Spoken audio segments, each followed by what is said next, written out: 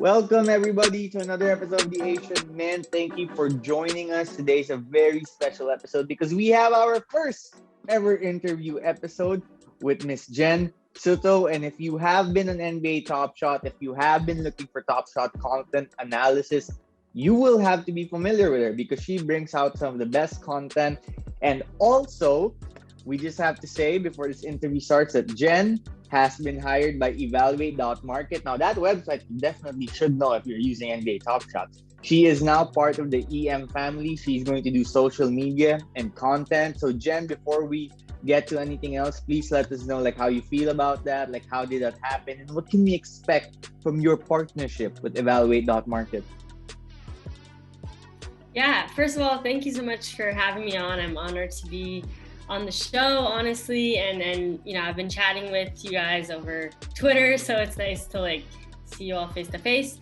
But yeah, I started creating content about Top Shot in February, and I just kind of hit the ground running, and I just kind of went all in, and I became obsessed, just making videos about Top Shot, weekly updates, other types of strategy videos and such.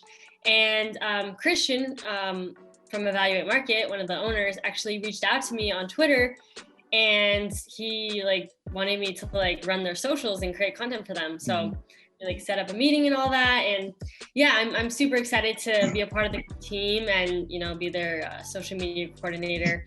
Really looking forward to educating people about how to use the site properly and all that. So yeah, it's like the best of both worlds. I love social media and I love Top Shot, so it's like the perfect job for me. So what kind of content can we expect? I know you mentioned how to use the Evaluate.Market website, but are you also going to do similar content to what you've been posting on your YouTube channel?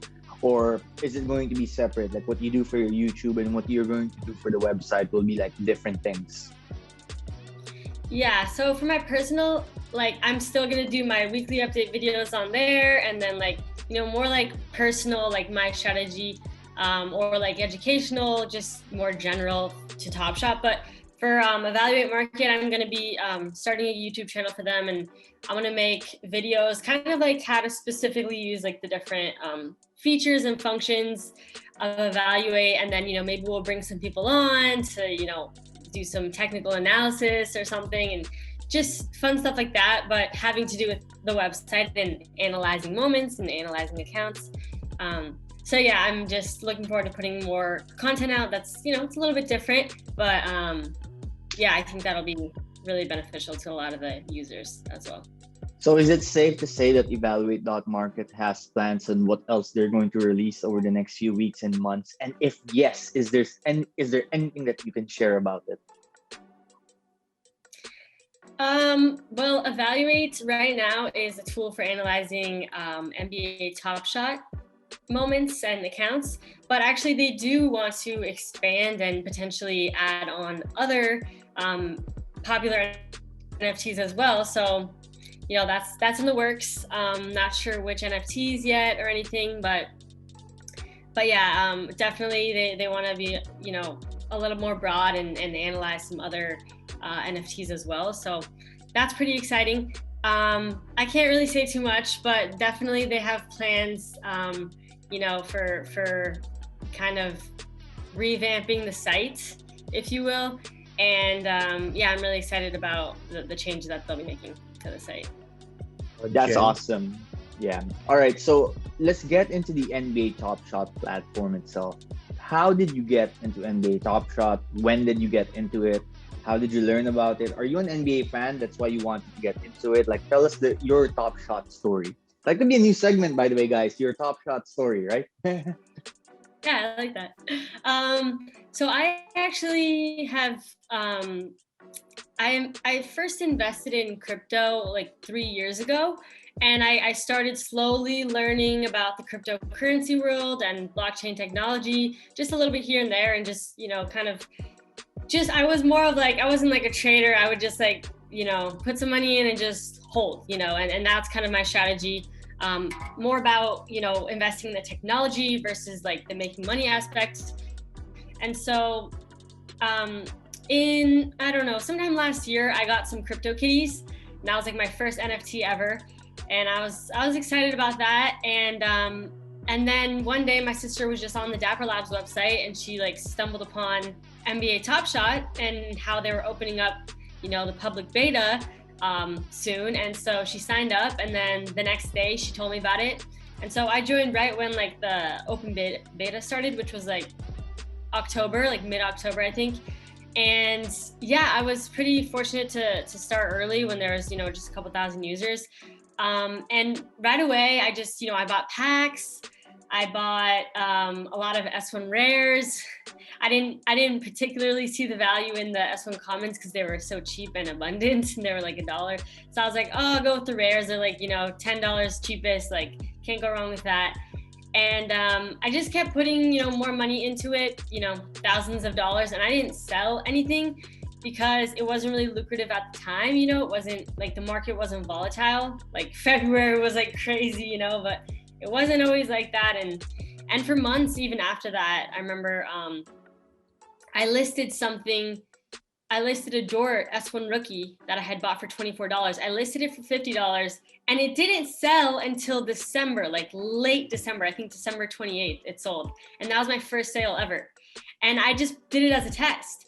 And then Katie from Dapper Labs had sent an email because I was like in the process of moving in November, December. So I wasn't on Topshot too much.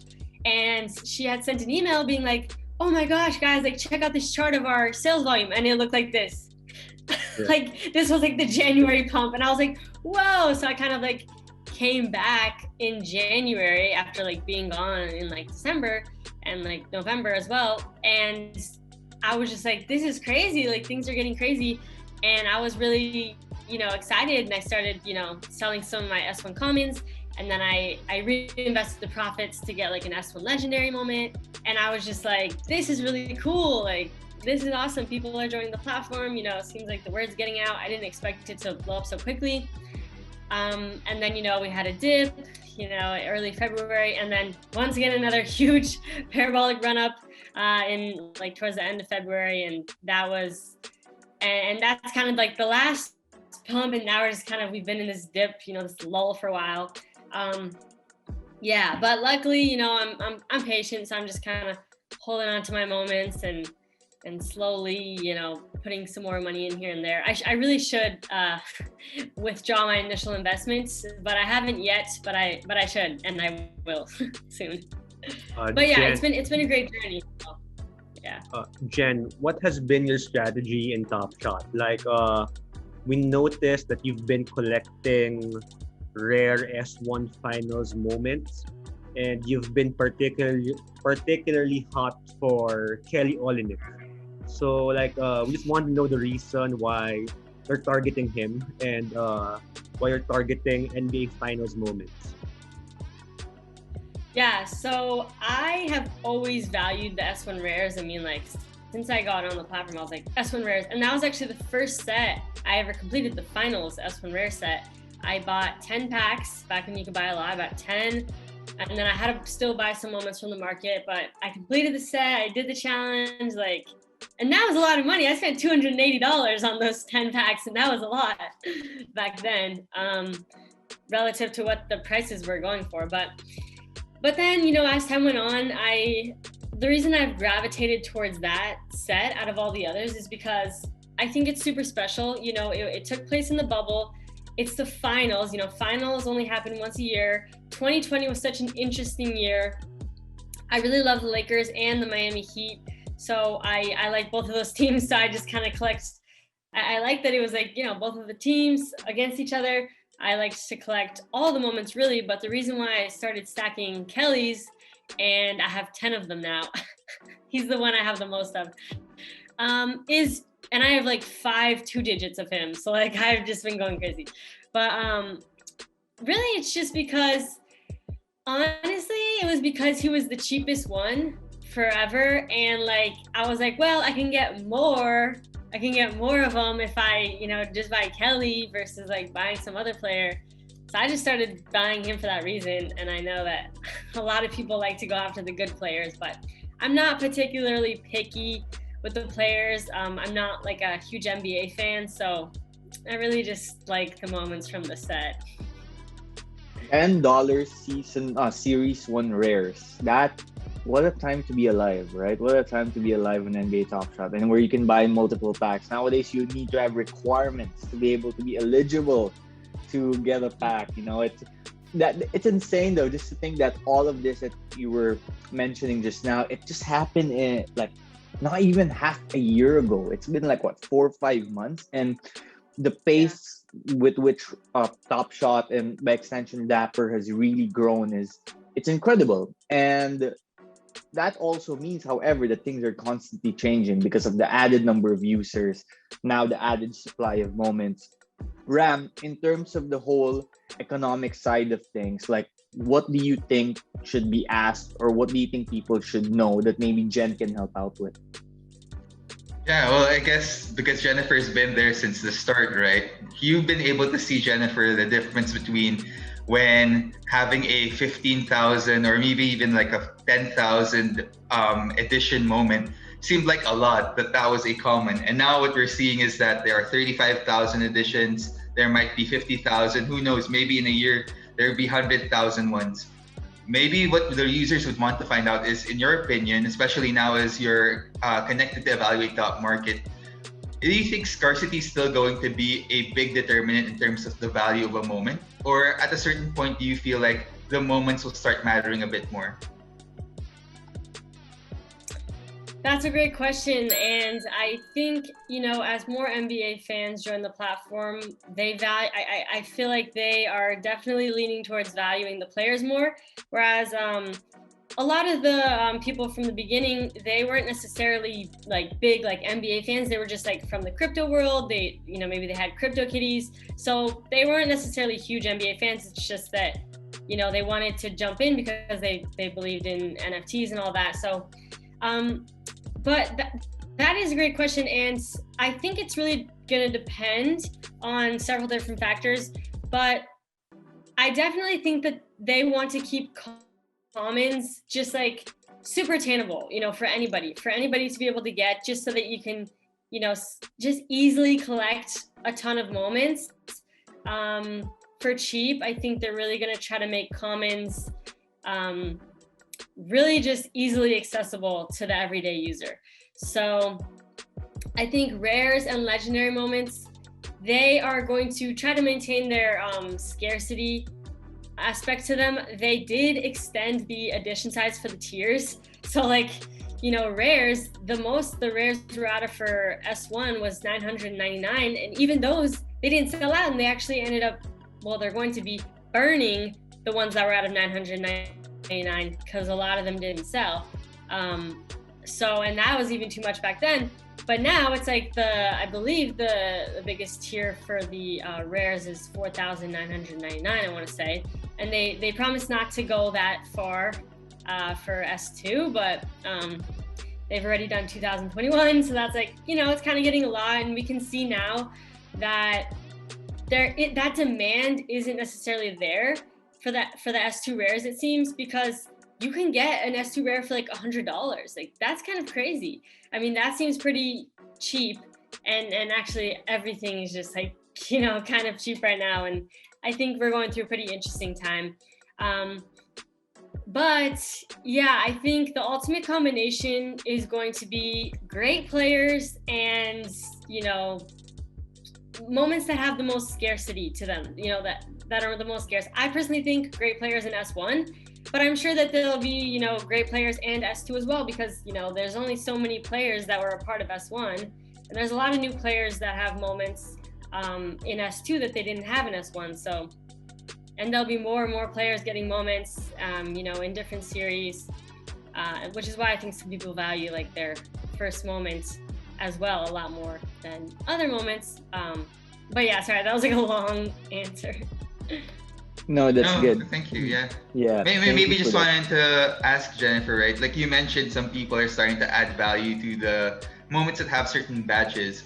Are you looking for certain badges when you're making your evaluation? How much value does that add when you see a player has that badge there? Okay, Kelly actually has a first moment badge on his S1 finals moment. So I'm like, yay, it's just like a little extra, benefit. I'm not necessarily shopping specifically for badge moments. I was kind of before the badges rolled out, but I mean, I still have plans to get the 4-star, 4-badge rookies. I don't really have, I have a couple of them, but I want more of those because I think that's really cool. There aren't many moments with 4 badges. But I don't particularly shop like, you know, based on the badges, but I do think that they're a nice added bonus.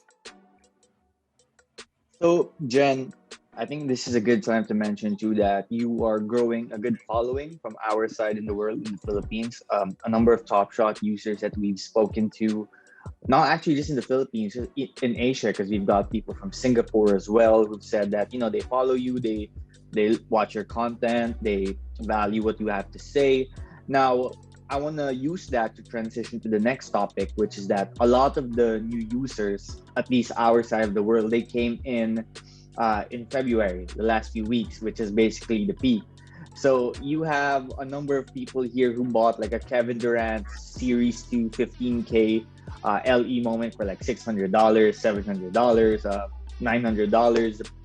And now the prices are down much lower than that, let's just say. So a lot of people want to use, you know, a lot of people here, they want to use Top Shot more, they want to invest more, but they really can't because one, they were burnt by the recent price dip. And number two, they've got so much money tied up with all these other moments that it makes it hard for them to buy the dip, you know, as people have been mentioning.